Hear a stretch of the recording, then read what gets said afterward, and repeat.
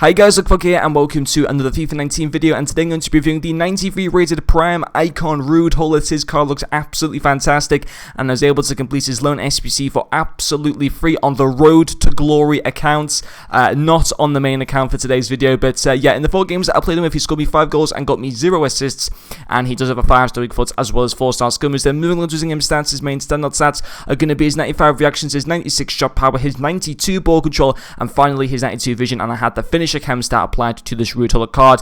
I didn't know if I was going to get a video out for you guys today, but a few of you wanted me to do a few more Icon SBC reviews, but this might only be the only video I do today because obviously the weather's absolutely fantastic at the moment in the UK, so I don't really want to be sitting inside playing FUT Champs. I've lost interest in FUT Champs for this weekend, to be honest. I'm enjoying squad battles and division rivals, but FUT Champs, with the weather being this nice, I don't want to sit indoors and try and get to a high rank in FUT Champs. I can't be bothered with it, to be quite honest. Like, I've got lots of coins anyway, so it doesn't really matter. But yeah, trying to save up as many packs as possible, but I think I'm going to stop playing FUT Champs now. I can still get a lot of packs from squad battles anyway, as well as division rivals and stuff like that. But yeah, so there might be a video later on today. It depends if EA release anything at 6 PM in terms of SBCs. If they do, then I will likely do a video, another one later on this evening. Anyway, let's focus on Ruud Gullit. This is a great card. Loved using him. Used him in division rivals on the Road to Glory account because obviously I'm not qualified for FUT Champs on that because I hardly ever use this account. But there was a lot of parts I liked to him. You know, you can play him in a variety of positions: CDM, centre mid,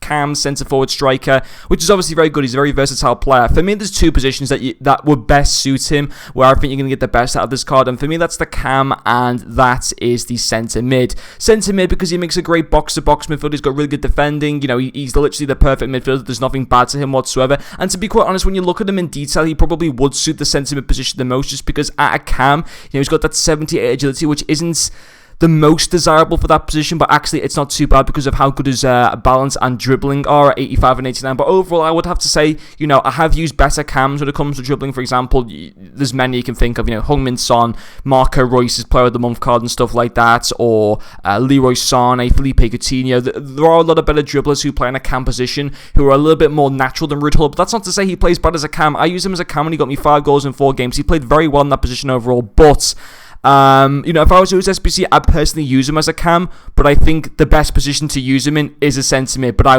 would just want to use him as a cam. Does that make sense? I don't know if that makes sense. It might do. I would just want to play him as a cam. I hope that makes sense. But yeah, let's talk about this card.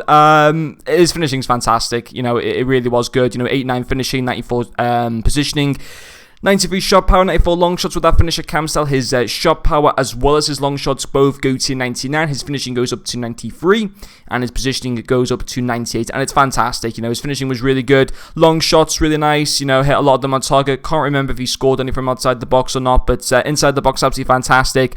Good finesse shots, stuff like that, just really, really good. Couldn't fault him there whatsoever when it came to finishing. Obviously, 5 goals in 4 games. You know, it's a good return.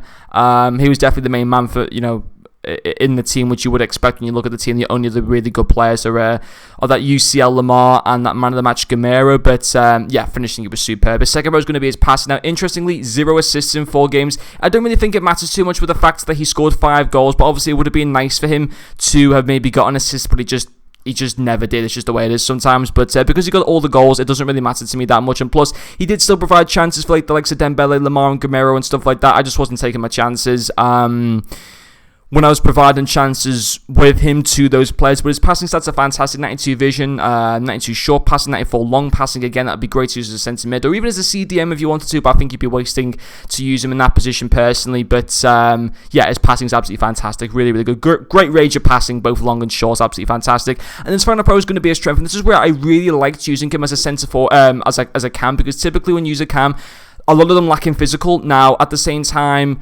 most cams don't really have great physical, and it's not a necessity to have great physicality on a cam, but it's always a nice extra benefit just because typically very few cams have them. We just kind of learn to expect a cam never to be great when it comes to physical, but when you do have a cam, very rarely that comes across and actually plays well in the composition and also has very good strength. It's always a really, really nice bonus, and I have to say he was very, very strong. Didn't get bullied off the ball, was bullying other players off the ball. That 89 strength and 87 aggression is absolutely fantastic, and again, with that finisher camp style, they both go into the mid-90s. Also got the 95 stamina, so don't worry about him getting tired. His pace is also pretty decent for the position he's playing in. His defending stats aren't even that bad either. It's just a really good card, but obviously it does come with a 3.5 million coin price tag.